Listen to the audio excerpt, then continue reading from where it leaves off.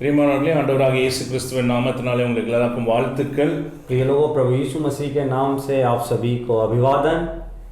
கடந்த வருஷம் இந்த கொரோனா ஆரம்பிக்கிற சமயத்தில் ஆண்டவரை தேடும் பொழுதும் पिछले साल जब ये कोरोना महामारी शुरू होने के समय में, जब परमेश्वर को मैं खोजते समय में, ஸோ ஆண்டவர் பேசின காரியங்கள்னா நான் உணர்த்தப்பட்ட காரியம் என்னவென்றால், उस समय में परमेश्वर बात किया कार्य या फिर मैं जो एहसास किया वह कार्य क्या है कि ஒரு காலம் வரும், என்ன செய்கிறது என்று சொல்லி தெரியாத ஒரு நிலை ஏற்படும் என்று சொல்லி அந்த ஒரு வார்த்தை தெளிவாக வந்தது. उस समय में एक बात आया, एक वचन आया कि एक ऐसा समय आएगा कि क्या करें, कैसे करें, एक ऐसी स्थिति आएगी।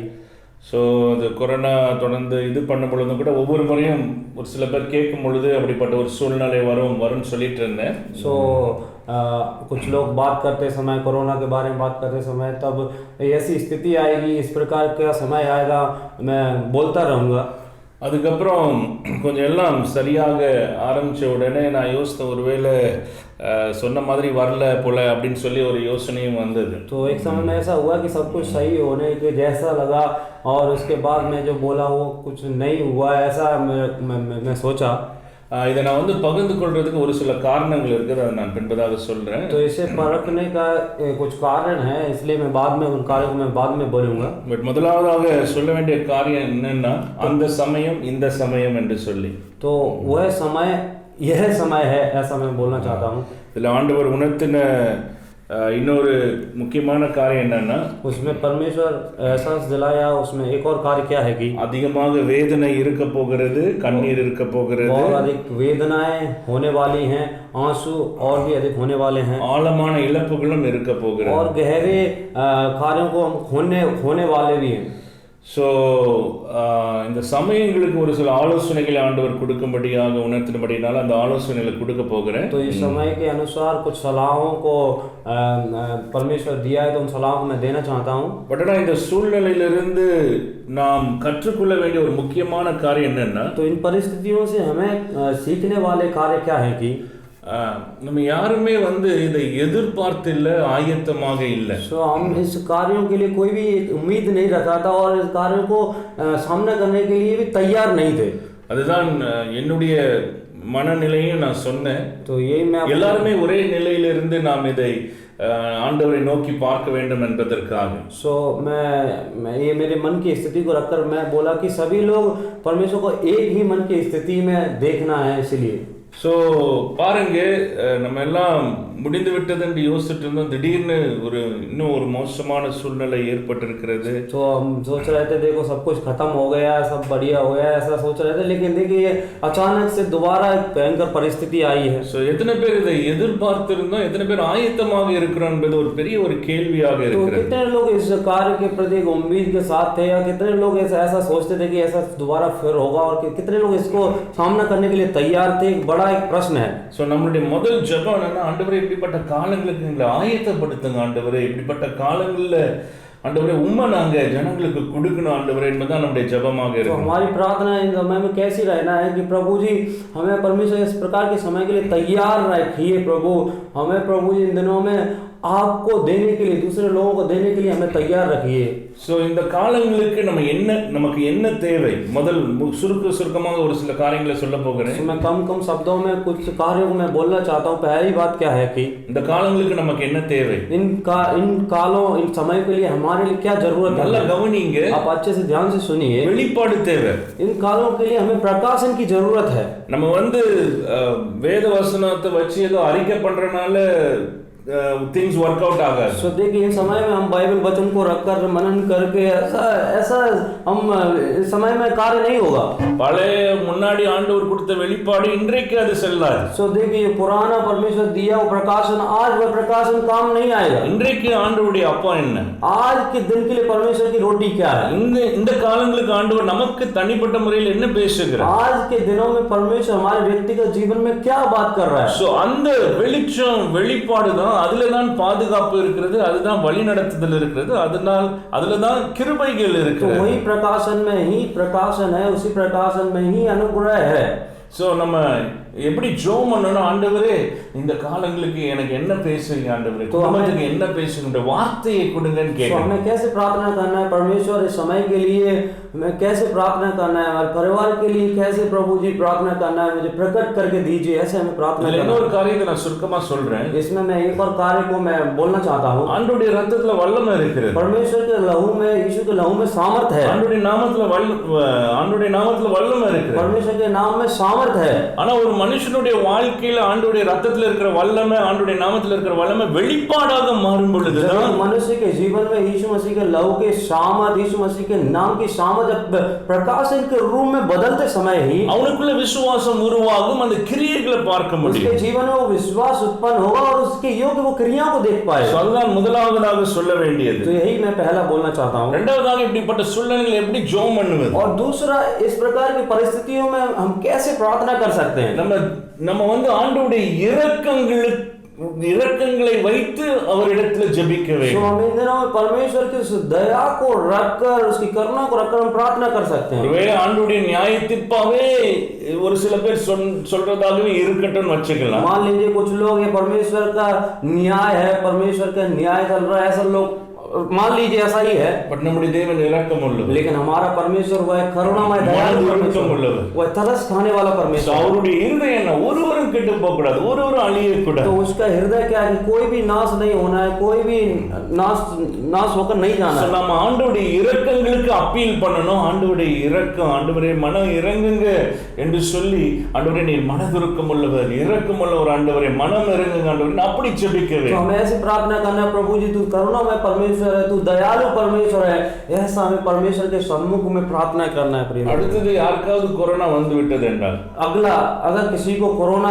बीमारी आ गई तो, இல்லைன்னா நம்முடைய குடும்பத்திலே, இல்லைன்னா நமக்கே வந்து விட்டது, या फिर हमारे परिवार में ही, या फिर हमें ही कोरोना क्यों ना आ गया हो, அது உலகத்தின் முடிவு கிடையாது. वो एक संसार का अंत नहीं है। நிறைய நேரம் கொரோனா வந்துச்சுன்னா அவ்வளவுதான், எல்லாம் முடிஞ்சு போயிடுச்சு அப்படின்னு சொல்லி நிறைய ஜனங்க அப்படிப்பட்ட ஒரு பயத்துக்குள்ள வந்தது. अनेकों समय अनेकों लोग किस तरीके के भय के अंदर हैं कि बस कोरोना आ गया, बस खत्म हो गया, ऐसा एक भय के अंदर है। கொஞ்சம் யோசித்து பாருங்க, இந்த உலகத்திலே எவ்வளவு பேர், எவ்வளவு பரிசுத்தவான்கள் வியாதிகள்னால பலவீனப்படுகிறாங்க, வியாதிகள்னால மரிக்கிறாங்க. तो देखिए संसार में कितने ही पवित्र लोग, वो लोग बीमारी के द्वारा बीमार ग्रसित हो रहे हैं और मर भी जा रहे हैं। கேன்சர்னால பல பேர் மரிக்கிறாங்க. और कैंसर के द्वारा अनेकों लोग मर जाते हैं। சோ நமக்கு பலவிதமான கேள்விகள் तो இருக்கலாம். हमारे अंदर अनेकों प्रकार के प्रश्न हो सकते हैं। நான் சொல்ற காரியம் என்னன்னா, கொரோனா வந்துட்டா உடனே அதை விசேஷித்தப்படுத்தணும்னு அவசியம் तो கிடையாது. मैं बोलने वाला कार्य क्या है, अगर कोरोना आ जाए तो उसे एक विशेष मुख्यता या विशेषित करके रूप में नहीं रखना है उसे। ஆமென்.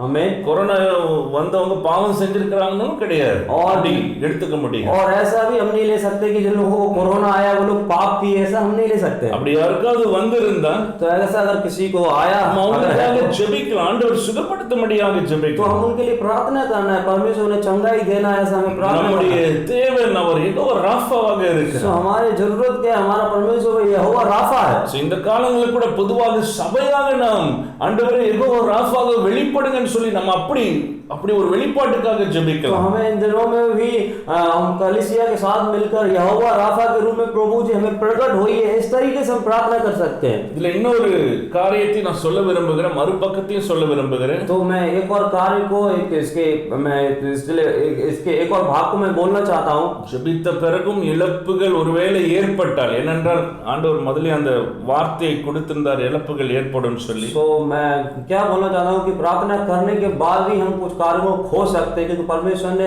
पहले वचन दिया था कि हम कुछ कार्यों को खोएंगे। அதை நம்ம விசேஷித்தப்படுத்தணும்னு அவசியம். तो उसे हमें एक विशेष रूप में दिखाने की आवश्यकता नहीं है। எவ்வளவு பேர் கேன்சர்னால சாகுறாங்க, कितने लोग कैंसर के द्वारा मर रहे हैं, பலவித பலவீனங்கள் நிமித்தமாக और சாகுறாங்க. कितने प्रकार की बलहीनताएं, बीमारियों के द्वारा मर रहे हैं। பட் அதே சமயத்துல लेकिन वही समय में ஜனங்களுடைய வேதனைகளை புரிந்து கொண்டு, लोगों की उस वेदनाओं को समझकर, அந்த வேதனைகள் நடுவில் அவங்களை பலப்படுத்துவர்களாக நாம் இருக்க வேண்டும், நியாயம் தீர்க்கிறவர்களாக और இருக்கக்கூடாது. वेदनाओं के बीच में हमें उन्हें बलवंत करने वाला होना चाहिए, बल्कि ना कि हम उन्हें न्याय करने वाला। அடுத்ததாக ஒரு முக்கியமான காரியம், अगला एक मुख्य कार्य है, அரசாங்க விதிமுறைகளுக்கு கீழ்ப்படியுங்க. हमें सरकार के नियम कायदों का पालन करना है। இப்போ வந்து பேதுருவுல வசனம் என்ன இருக்குது? பவுல் என்ன சொல்றான்? அரசாங்கங்களுக்கு கட்டுப்பட்டு இருங்க. அவன் வந்து நலனுக்காக, நம்முடைய நலனுக்காக செயல்படுகிறான். पौलुस क्या बोल रहे हैं कि सरकार के जो अधिकारी हैं उनके पालन करिए, वो हमारे भलाई के लिए है। இப்போ வந்து இயற்கையாக நியமங்கள் ஏற்கனவே இருக்கிறது. प्राकृतिक रूप में पहले से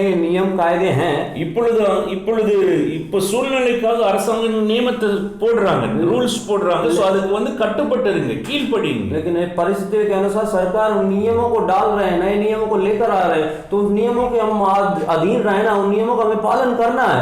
சோ அதெல்லாம் தேவையில்லை அப்படின்னு அப்படிப்பட்ட ஒரு மனநிலையில இருக்காதீங்க. तो हमें ऐसे एक मन भावना के साथ नहीं रहना है कि नहीं ये सब नियम कायदे की हमें कोई जरूरत नहीं है, ऐसा हमें नहीं रहना है। கடைசியாக ஆண்டவருடைய வார்த்தையோடு கூட முடிக்க விரும்புகிறேன். अंत में मैं परमेश्वर के वचन के साथ खत्म करना चाहता हूं। தேவனுடைய பிள்ளைங்க இந்த சூழ்நிலைகள் வழியாக முற்றிலும் ஜெயம் கொள்கிறவர்களாக அவங்க வெளியே வர போகிறாங்க. परमेश्वर के बच्चे इस परिस्थिति में वो जयवंत रूप से बाहर निकलने वाले हैं। நம்பிக்கையோடு கூட, भरोसे के साथ, மனதுருக்கத்தோடு கூட, और पूरे तरस के साथ, விசுவாசத்தோடு கூட, और विश्वास के साथ। ஒரு சம்பவத்தை சொல்லி முடிக்க விரும்புகிறேன். मैं एक संभव को, एक घटना को बोलकर मैं खत्म करना चाहता हूं। ஜான் ஜி லேக் என்று சொல்லி தேவனுடைய ஊழியக்காரர் ஒருவர் இருந்தார். जॉन जी लेक नामक परमेश्वर का एक दास था। அவர் வாழ்ந்த காலங்களில் ஒரு பெரிய கொள்ளை நோய் அந்த ஆப்பிரிக்கா தேசத்துல வந்தது. जब वो अपने जीवन को बिता रहे थे, उनके उन दिनों में एक अफ्रीका देश में एक बड़ी महामारी आई। ஆயிரக்கணக்கான ஜனங்கள் மரித்துட்டு இருந்தாங்க. उस समय में हजारों की संख्या में लोग मर रहे थे।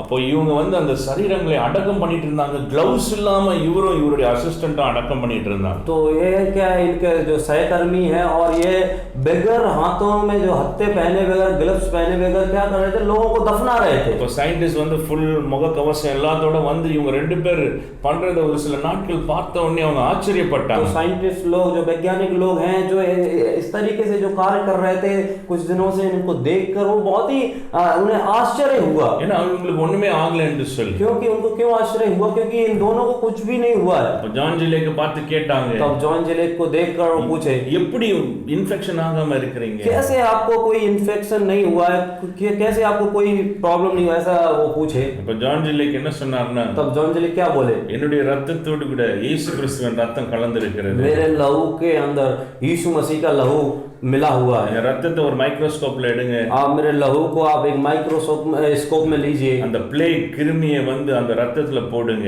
और उस बीमारी के उस कीटाणु को उस लहू में मेरे लहू के अंदर डालिए। அப்ப அவங்க ரத்தத்தை எடுத்து போட்டாங்க. तो उनके लहू को लेकर डाला, அந்த ரத்தத்துல விழுந்த உடனே அந்த கிருமி மரித்து तो उस लहू के ऊपर जैसे ही वो कीटाणु गिरा तो वो महामारी का कीटाणु मर गया। சோ நம்ம கிட்ட ஆண்டவர் நான் விசுவாசிக்கிறேன் என்ன விரும்புகிறார்னா, அப்படிப்பட்ட ஒரு நிலைக்கு கிறிஸ்துவின் சரீரமாக நாம் வளர வேண்டும் என்று சொல்லி मैं विश्वास करता हूँ कि परमेश्वर का शरीर इस तरीके के स्तर में आकर बढ़ना है। मैं विश्वास करता हूँ परमेश्वर यही चाहता है। விசுவாசத்தோடு கூட செயல்படும், विश्वास के साथ क्रिया करेंगे, மனதுருக்கத்தோடு கூட செயல்படும், और हम तरस के साथ क्रिया करेंगे। ஆண்டவருடைய நாமம் மகிமைப்படுவதாக। परमेश्वर का नाम महिमा पाए। ஆமென்। आमीन।